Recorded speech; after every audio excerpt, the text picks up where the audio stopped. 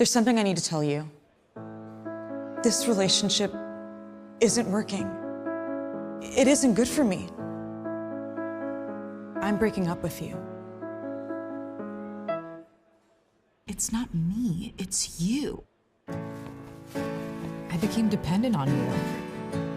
And you were always there for me, even when I was at my worst. But I didn't realize the damage you were doing. You created a toxic environment. Not just for me, but others too.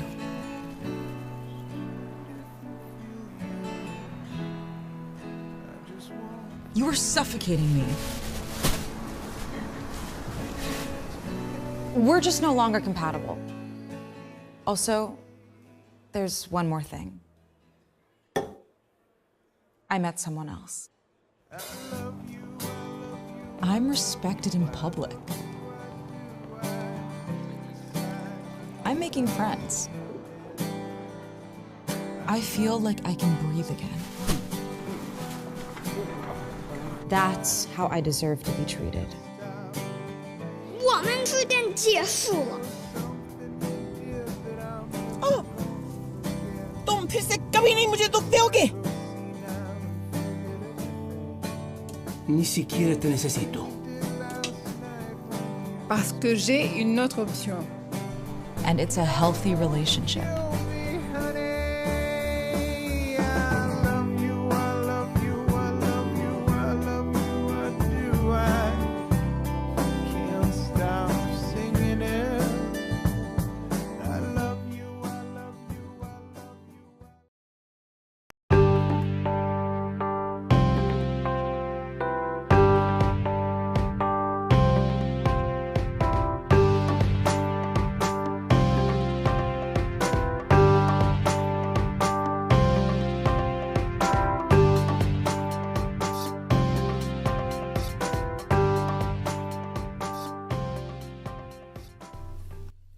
Hey friends, welcome to the show.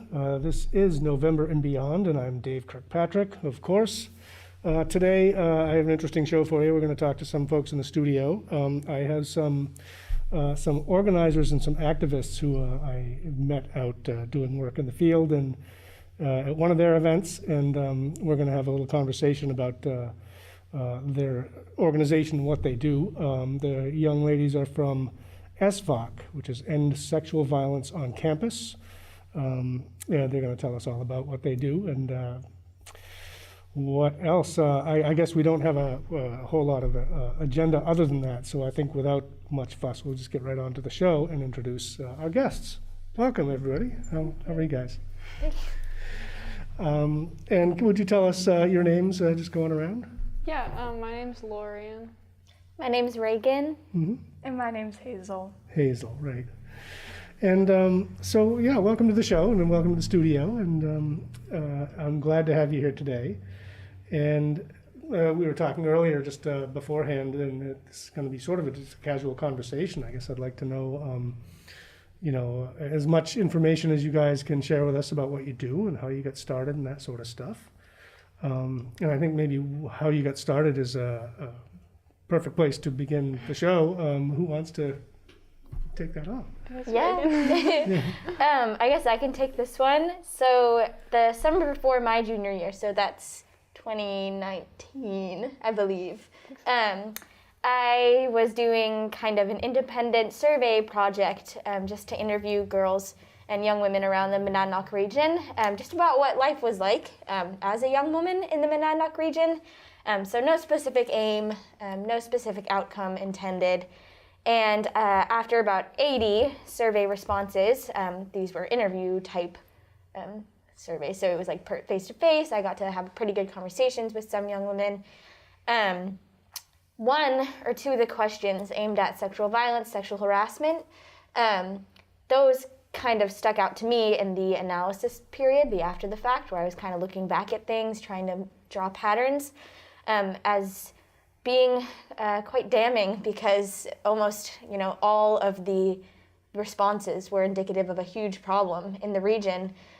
which is kind of surprising considering a lot of people have this mentality where it's like we're protected, we're kind of in this rural pocket where none of those bad things happen, because we usually talk about it in the context of college or Hollywood or like corporate sexual harassment.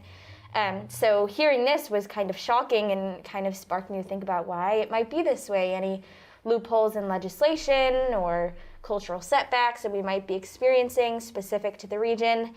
And after that point, I was able to come up with a few goals, a couple of trends that I saw specifically in state legislation regarding the statute of limitations for reporting sexual violence, as well as curriculum, so consent, sex ed curriculum, standards in New Hampshire and across the country, and just the silence in general, this kind of attitude, like I had mentioned before, this rural exclusivity where we think that we're safe, but maybe we're not so, and this kind of perpetuates the problem. And from there is really just building the group. So I enlisted the help of a couple of close friends, tried to get some voices from different areas of the school that we go to, and yeah, it took off from there.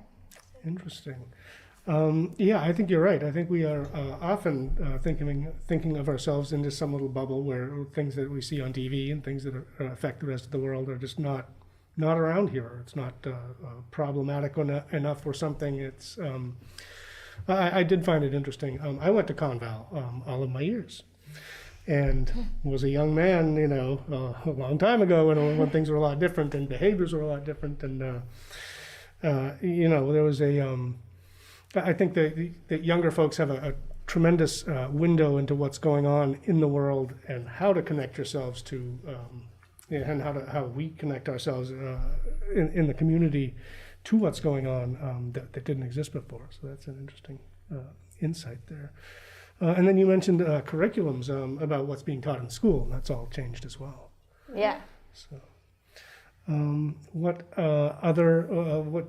else has something to add to the conversation here? I was actually one of the people that Reagan interviewed in her original survey of the region, and I was just kind of interested in helping Reagan out with what she was doing, and then I was kind of following what SVOC was doing at its very start, and that was they were targeted. Their mission, I guess, was to start the group for this event in April, or this month of events in April, which is Sexual Violence Awareness Month. And then they planned a ton of stuff, and I was really excited to go because I wasn't in the group yet. And then it all got canceled because of COVID. And so kind of the group was like, oh, what do we do now? And at that point, which was the start, late spring of last year, I think. Yeah. I reached out to Reagan and I decided that I wanted to join in. And I think since then we've gotten to do a lot of things in the region that I never kind of imagined that we'd be able to. So it's been really incredible, and I think I'm happy with what we've done so far, and also the opportunities that I see for the group in the future as well. Yeah, neat. So you were actually a participant in the survey, and that's what connected you two together? Yeah, I mean, we've known each other for a long time, because we all go. I mean, Hazel's actually been in the region. She got into the region more recently than we've been, but I've been in school with Reagan since middle school, and now we all go to the same high school. So. Wow.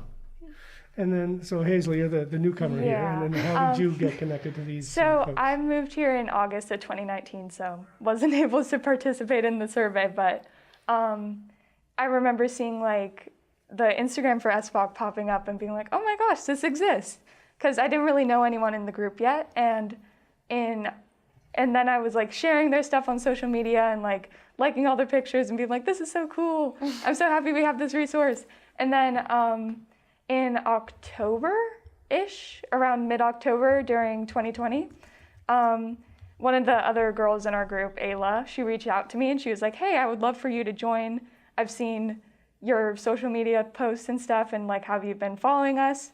And I was like, yeah, of course, I'll attend a meeting. And ever since that, I've been participating and giving back to the community through SVOC.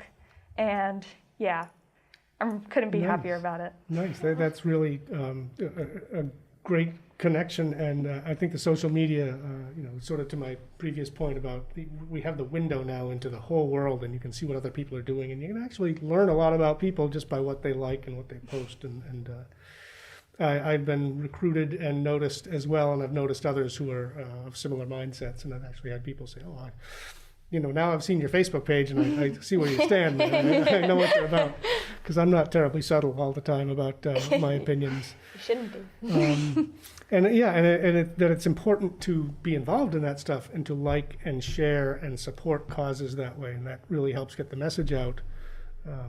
As I'm doing promos and things for people, they always like them and they're like, "Hey, great work!" And I always think, "Where's the share? I like it, share that." Yeah. So did SVOC then get started? Was it in 2019? Yes, the initial movement was started in 2019, and like Lauren had mentioned, the first goal was, centered around, the first project was centered around the goals that I created like after researching some of the loopholes. And the project was this month of April that was eventually canceled. We had 24 events planned for the month of April 2020, and they were all canceled. The worst part is that some of the like merchandise we ordered has like April 2020. We've like tried to like slide them in over the past few months. Just don't look at that date. And our email is also still April 20. Yeah, or it might just be April, which is lucky. Yeah, but for so long, like, April. we were stuck with that. But I think Lauren kind of mentioned after those events were canceled, we had like such a huge opportunity to kind of like take a step back and be like, okay, how can we work from here? What is the best way to strategize and mobilize as young people? And I think one of the like most powerful things about our organization in particular is that we are so Conval and Monadnock community specific. The issue obviously isn't specific to the region, but our organizing is, in the sense that the curriculum that we're building is, mindful of statistics from the region, from the school, from like this particular age group. All of the organizing we do on social media, a lot of our following obviously is from the Monadnock region. And so I think 100% of the volunteers that work with us are from the Monadnock region. I think. No, I'm like doubling back. Close enough. With people outside of the region, but like our main people that we work with are here. Yeah. And I think that just provides a really nice resource, like directly in the community for people to take advantage of. And I think another cool thing you mentioned, like that after like last summer, we were able to like kind of step back and like look at what we were doing and like figure out what we wanted to do next. And that was the summer when George Floyd was murdered, and there was lots of like police abolition protesting, and we were able to look at our like punitive justice system and our policing systems. And then like look at how that connected with sexual violence. And so one of our goals got added recently, which was restorative justice, and looking at that. And so I think that was another key part of just like this past year, and like how we've kind of shifted and like what our goals have become now. Yeah. Is there a website that on which you have the goals and your list of? We have a website. It's svocnh.org. Yeah. And we also have our Instagram, which is svocnh, and we have a Twitter and a Facebook and an email, and that's all on the website that you can. So access. ESVOC, and if people are searching for that, they'll find you. Yeah, out there. it usually has like NH with it, New Hampshire, because we're so centered here. But I was able to search my email for ESVOC, and there was nothing else popped up. It was easy for me to find yourselves on this machine. Yeah. Let's see. What kind of organization is SVOC at this point? Is it a nonprofit organization? Is it a club working on that? Where are you guys at? Yeah, so we are not like a federally classified nonprofit, like the 50 whatever C, any of those numbers, letters, combinations, just because we aren't old enough and we don't have legal representation to be able to fill out that paperwork. But we do work, completely through donated funds. All of the mutual aid projects that we work on, they are capable of doing those because we get donated funds. And at, like, organizational wise, like the way we structure our organization is like very horizontal.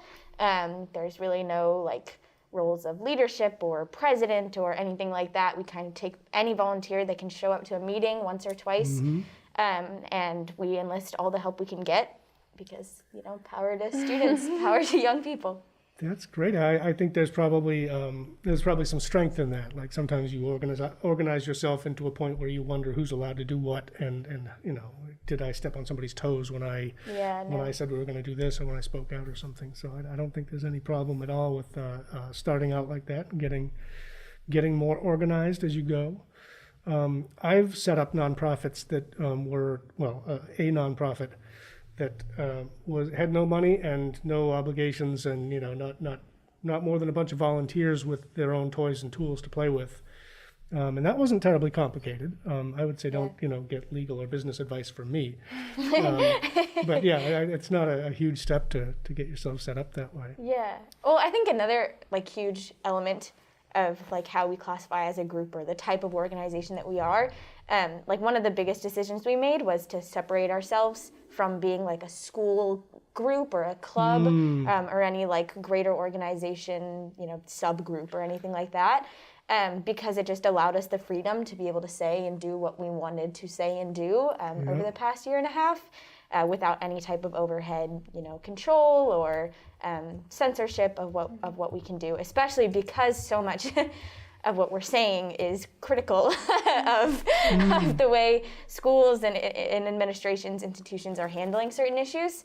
I don't think that certainly hasn't meant for us that we aren't cooperating within the schools or within certain places where we want to see change, because that's obviously an instrumental part of what we do. But yeah, I think we've had a lot of freedom being kind of our independent, volunteer-based organization. Excellent. And because we are in the school and like a lot of our following are Conval students and people in the region, there's definitely people outside of it as well. That's like the majority. And so we're able to like take resources that already exist, like Monadic Center of Violence Prevention, and then like the Conval Counseling Department and like the stuff they offer. And we're able to like kind of be another way that students can access that stuff, because a lot of times it's not as advertised as it should be. And so like we're able to work with Conval, and we've talked with like several of their teachers on our podcast, and like we've worked with them on our curriculum, and like talking about mental health services and stuff like that. But we're also like Reagan said, we're not really like bound to like listen to what they want us to say necessarily, so we can kind of have some freedom in that, and we don't have to like deal with their bureaucracy at all. Yeah. Is the school fairly friendly to what you guys are doing?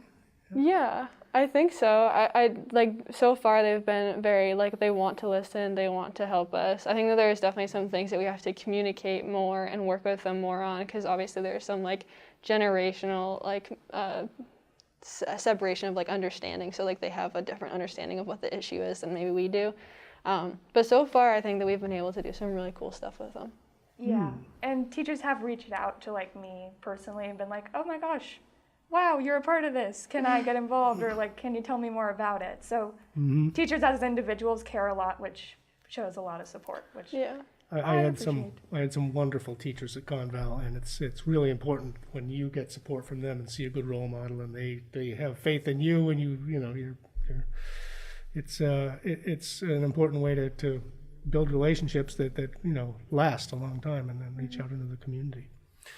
Let's see, on the topic of schools, and I was going to ask if you get much flack there, but maybe a segue to, I know you have a program, I believe, called Shade, that might be a place where, I don't know, if are people raising a brow here or there. Would you tell us a little bit about what that is, and, I guess connect it to that. Is there any trouble, or what's the feedback been on the program? Yeah, I guess I can start with this one. So I guess this would go back to the discussion we were having about having to cancel all of our April events last year. We were doing a lot of fundraising for those events to be able to, pay speakers, rent spaces, do audio equipment, stuff like that. But when everything was canceled, obviously we had like mass of funds that we needed to put towards the work in some capacity, and to be able to continue doing our work, we needed to like be able to maintain these funds and trust, like instill trust in the community that like we will be using these for our mission, and with the help of some friends that organized with the Rural Youth Union. We came up with the idea of a sexual healthcare anonymous distribution effort, which is SHADE, the acronym. So cool. And through that program, we kind of aim to purchase and distribute sexual healthcare as well as menstrual healthcare products to any people, any communities in need. And we do that anonymously via this online chat box that we use, where you can basically tell us what you need, give us a drop-off or pick-up location that's safe for you, time, stuff like that, and we make it happen. I don't know if you guys want to expand a little more. Yeah, I think you got like just the general gist of it. Something that is cool about SHADE is that, like Reagan said, like it's a good way to, like for us to put our money back into the community that we've raised, especially since we haven't been able to do as many events as we're wanting to at the beginning of SVOC's creation because of COVID.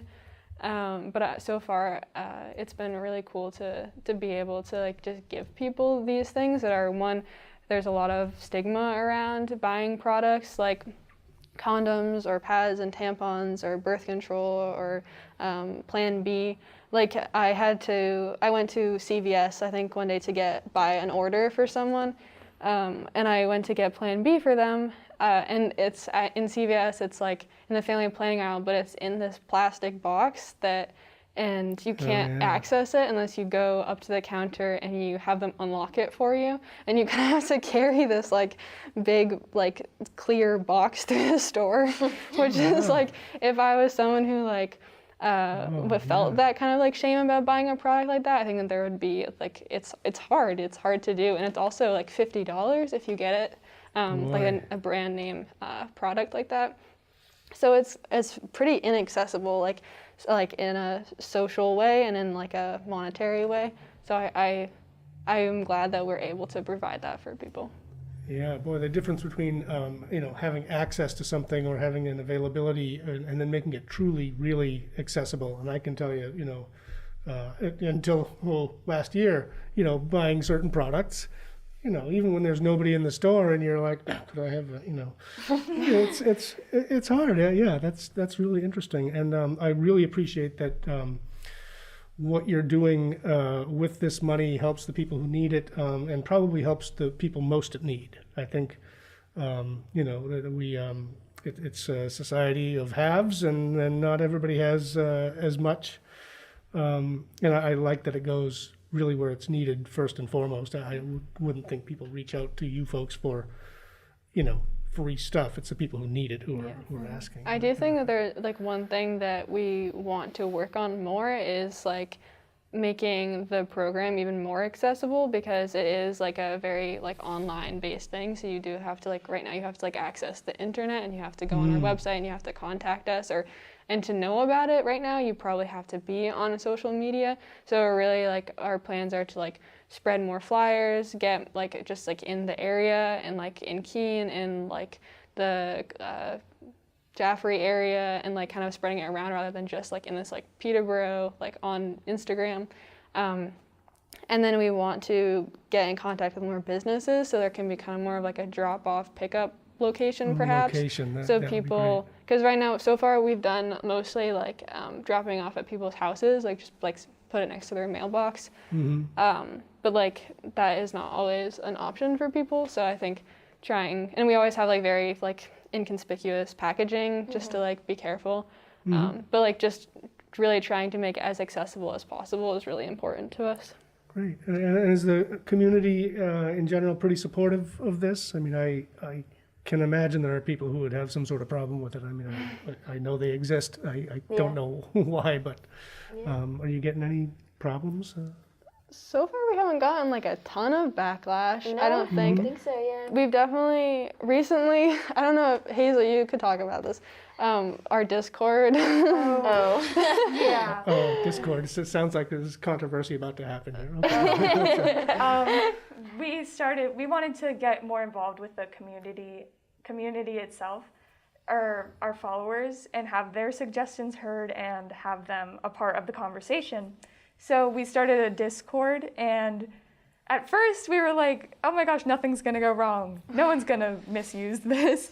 But then almost like 5 trolls came in, started being like, oh, whatever, like sending memes at wrong times in a sexual violence group chat. Oh. So it was kind of just insensitive itself, and that's kind of the only slip up we've had with the public so far. Yeah. And I'm hoping it's the only one, but you can never be sure. Now, does that mean that you have a hard time, you want some anonymity for people who need your services, but anonymity on the internet is where the trolls live. Yeah. You know, Yeah. So. Yeah, we definitely have people send us like inappropriate messages and like things like that. And it's like it's not the worst thing that could be happening, because obviously we can just delete it and move on. It's better, I guess, to have that than to have people actually giving us like pushback in the community when we're trying to do work.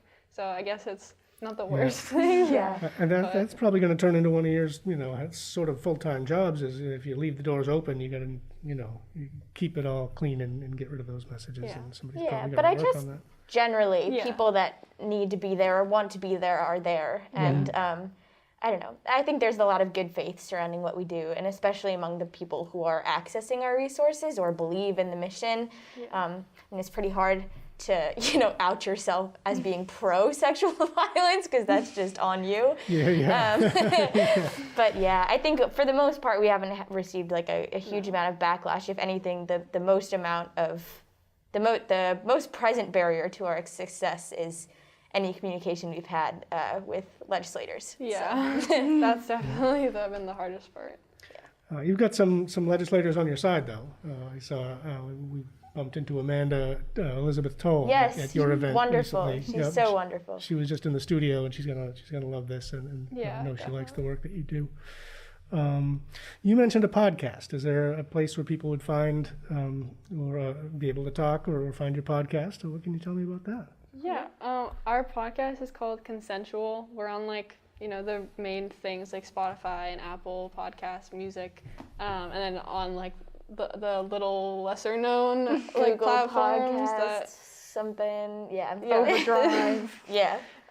But yeah, it's called Consensual. It's just by SFOC. We've had people in our counseling department. We've had a social studies teacher talk about feminism and capitalism on it. We're gonna have our health teachers on it soon, and then we've also had some other people in the community as well. It's just conversations between members of the group, and so it's really fun. And it's a cool way to have just more conversations with people in our community and be able to share it with people who care. The reach we have now with the internet, and it's just amazing. I mean, it used to be for us, you would have to go to every town and put up the flyers every place you thought people were going to be, and you really do have some tools at your disposal. We've got just about 2 minutes left, and is there anything you guys would like to touch on briefly that we haven't already? I guess we didn't. Curriculum is probably a big thing. I guess I could do one of the bigger projects that we've worked on. It's been a day one goal is implementing, I think we mentioned this earlier, a more comprehensive sex and consent education curriculum in schools, specifically CONVAL. And we, this past fall working with a community collaborator. She's a nurse and a PhD student. She's great. Lorian and I, we did a lot of research on how to develop a good curriculum and what should be included. And then we built one that is, it covers what we consider to be most of the bases. I'm sure that we've missed things, but identity, privilege, rape culture, consent, independent and dependent on sexual relationships, boundaries, all of these things, healthy relationships, as well as sexual violence. and our curriculum is actually going to be implemented in the fall at Conval. That is amazing. There was much discussion about what was and wasn't covered, well, when I was there and ever since, so quite honestly. So Yeah. good for you guys. Well, we are just about out of time. I want to thank you, Lorian, Reagan, and Hazel. I did write it down. I actually did. Thank you for coming on the show, and I really appreciate the work that you do in the community, and I hope to see you out there doing some more of it, and I'm sure you'll see me. And I hope to have you back on the show at some point. It'd be nice to follow up throughout the year and maybe talk about events that you have coming up and things like that. So Thank you for having thanks very us. much. For Thank that. you so much. You're welcome. And for you folks at home, that's it for today. We are going to be taking a little break on the studio shows for a while. I think it is lovely weather. We're going to get out. I'm going to get out and shoot some stuff. We'll see you out there until November and beyond.